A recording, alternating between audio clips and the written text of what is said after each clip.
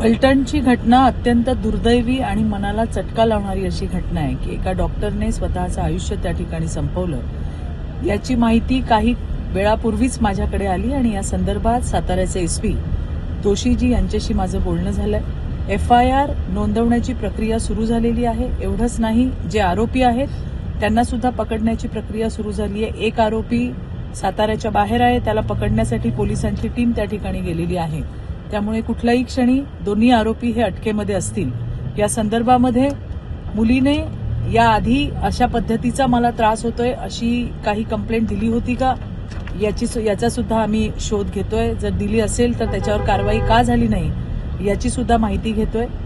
अशा घटनेमध्ये खरं तर मुलींना ज्या वेळेला त्रास होतो त्यावेळेला त्यांना मदत करण्यामध्ये जास्त समाधान मिळतं. आज मुलींनी स्वतःला संपवलंय. मला या घटनेच्या माध्यमातून राज्यातल्या तमाम माझ्या बहिणींना, माझ्या मुलींना मला सांगायचंय की स्वतःला संपवू नका. तुम्हाला त्रास देणाऱ्या या नराधमांना शिक्षा व्हायला पाहिजे.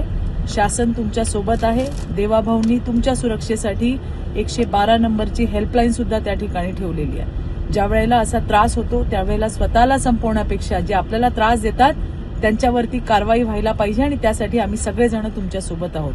पुन्हा एकदा हेच सांगतेय की अशा पद्धतीचं टोकाचं पाऊल उचलण्यापूर्वी शासनाची मदत घ्या, 112ची मदत घ्या.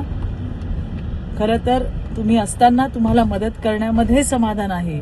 अशा घटना जीवाला चटका लावणाऱ्या आहेत. परंतु या घटनेमध्ये सुद्धा जे कोणी आरोपी असतील त्यांच्यावरती कारवाई केली जाईल. लवकरात लवकर हे आरोपी पकडले सुद्धा जातील.